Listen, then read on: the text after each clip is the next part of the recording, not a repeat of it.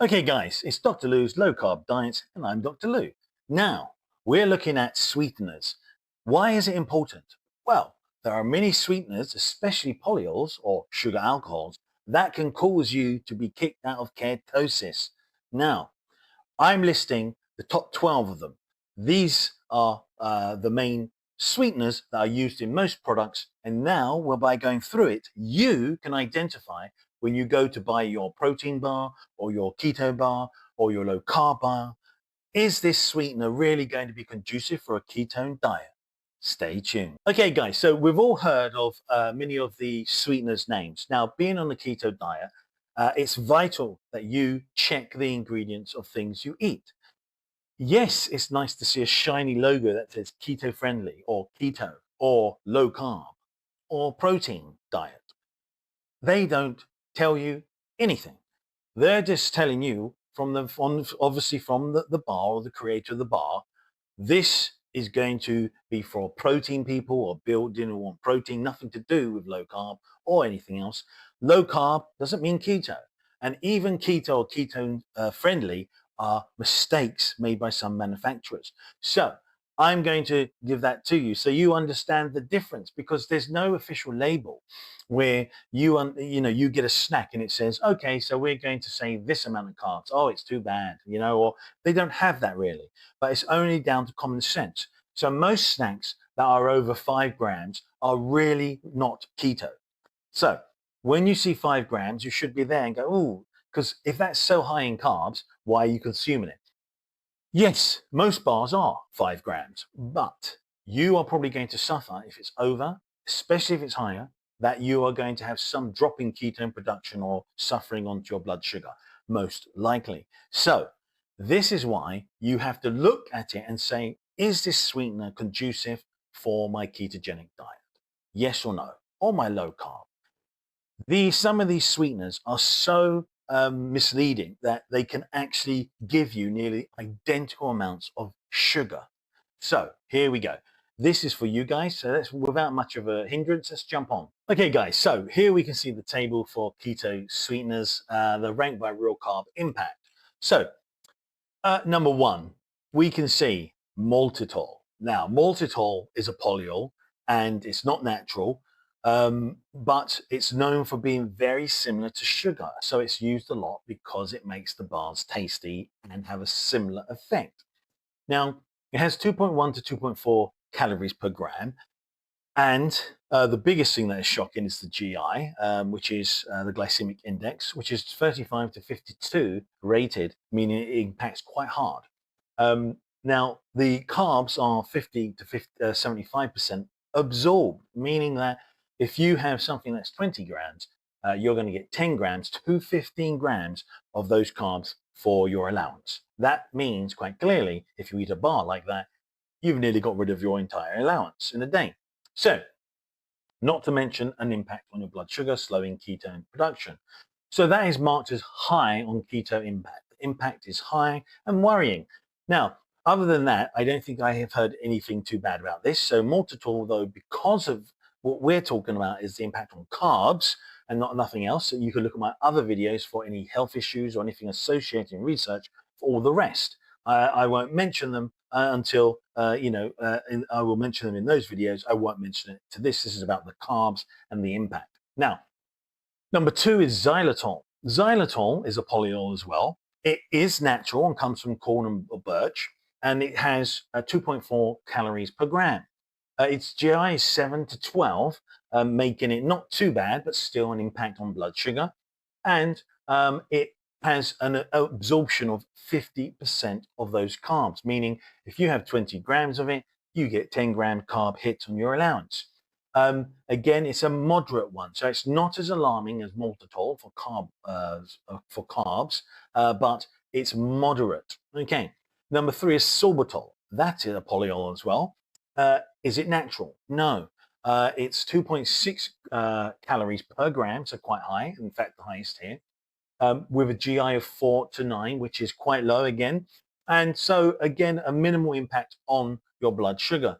Now, when you move over to the carbs absorbed, you get 50%, but it's you see the wavy line there, meaning means around, it's actually roughly, I've seen figures 25% to 50%. So meaning if you take something that's 20 grams, you're going to get 10 grams to possibly 5 grams. Now, again, much higher than you would have expected. Again, moving on, it's marked as moderate. Coming in at number 4, you have lactitol. That is a polyol. It's not natural again. 2 calories per gram, and the GI is quite low, which is good at 3 to 6. Now, carbs absorbed, it's going to be 0 to 3%, so that's quite low. So that's something which is improving. And again, it's a lighter moderate marked as. So when you think about these, you say, okay, it's a moderate alarm bell. It's not too scary. Now, moving on, you have number 5, which is isomalt. Now, isomalt is a polyol. It's not natural. Okay, it's a processed polyol, and it has 2 calories per gram. Now, when you look at its GI, that's 2 to 9. Okay, so there is an impact on your blood sugar, but it's again minimal. And what happens is it absorbs 10% of the carbs. So if you have something that says it's 10 grams, you're going to get 1 gram of carb. Okay, now that is marked as low, and so isomalt is actually probably more of the more positive polyols out there. It's used in a lot of hard candies or hard sweets, hard-boiled sweets, as we like to say in the UK. And again, it still has its niche and it's used a lot. Now, on there, of all of those, you could probably see that lactitol and isomalt would probably get away with being used. They're not too scary. But once you get up to sorbitol, xylitol, and maltitol, these really are the main ones we want to highlight today. You want to check and see what carbs you get, because 50, 50, 50 there, that means check them. Okay?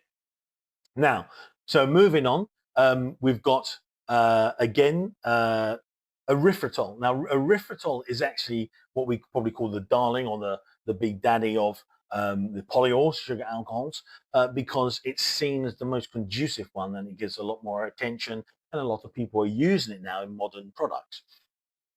So erythritol is, it's okay. So you can see a tick there with like a green tick for like a yes and a no, and it's got fermented. So why? Because it does appear naturally in tiny amounts in grapes and so on, but it's also in fermented items, processed. So again, I'll go through a change from the natural state. So again, it's highlighted there. So that's a positive as well for it. So it's actually seen as being natural. The calories are 0.2 per gram, which is fantastic. The GI is 0.2, nearly 0, pretty much fantastic. Its carbs absorbed are around about 3%, could be 0. So the whole idea there is that's fantastic as well. And again, so it's marked as very low as a warning. Now, again, there's some research on erythritol about cardiovascular events, like a lot of polyols. So go and check it out, please. But again, at the moment, it's the daddy of the polyols and for the sweetener market. Now we move on. We go to number 7. Now, number 7 is called allulose, and allulose is a rare sugar. So allulose appears in very small quantities in certain things, I believe, like figs and other types of fruit. So yes, so with allulose, it's a rare sugar found in figs and raisins. It's a very small quantities, and hence why it's quite more expensive than others. It is natural, yes, and you can see it's got 0.4 calories per gram.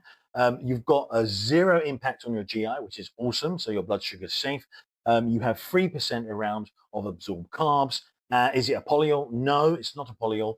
And so the keto impact is seen as now we're entering the green area to total 0, 0. So now all the zeros now are green lighted.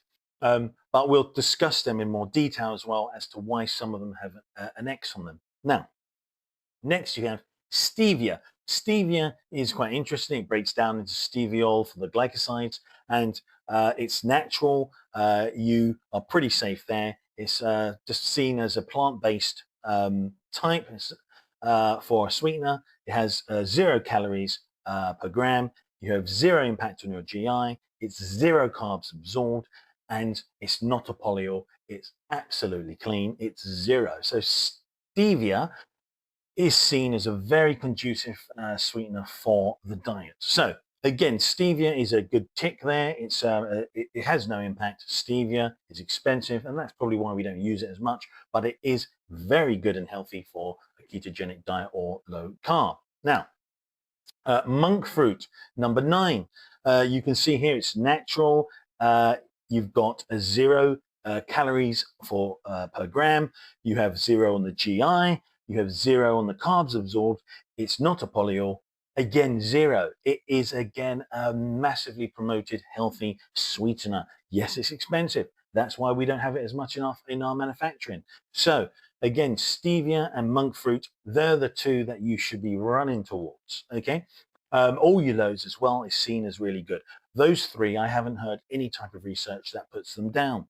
Now, we have 10, 11, and 12. Now, we're looking at 10. You see crosses here, and I'm going to explain it because it's just a little bit. You can go onto the videos for each of these sweeteners. So I've covered a piece of a video for each of these sweeteners that have certain issues, and I then go into more detail. So sucralose, it's artificial. Yes, it's not natural, but it's really decent for keto snacks because it's got 0 calories, 0 GI, 0 carbs absorbed. So we're marking it as 0 impact. So it is decent, but the cross there is just to highlight it's not natural, and there's some research which has been negative. Now, number 11, acesulfame K. This is artificial. It's not natural.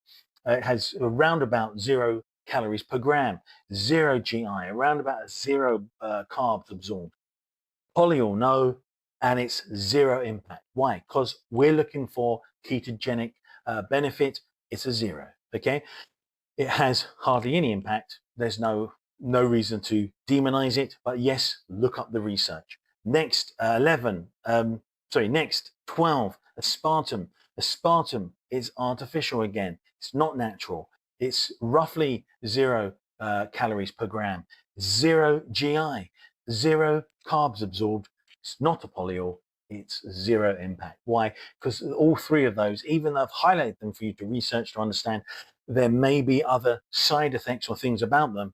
They are good for a ketogenic diet for carbs. Now, again, we've been through all of these sweeteners now, and so what it is, you should go away and then look at the ingredients on your snacks, especially your snacks, because this is where you'll usually find them, and search for, I would recommend allulose, stevia, and monk fruit. Those 3 I would recommend.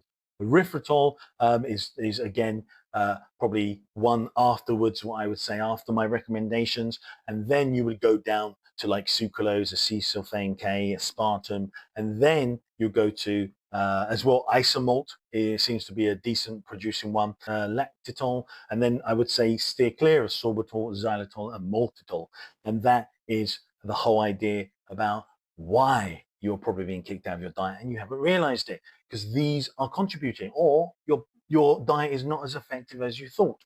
Remove these and watch how you go deeper into ketosis, or you go into. Okay, guys. So I hope you enjoyed that, and if you have any comments, please pop them down in the comments.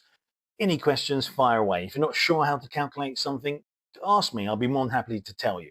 Now, this has opened your eyes to sweeteners. Some are, again, misnomers, in my opinion, because we make sweetener synonymous with meaning no carbs or healthy, and they're not. So we have to identify, we have to understand and say, okay, these are sweeteners with 0 impact on a ketogenic diet, and they should be on anything that labels it ketogenic or low carb.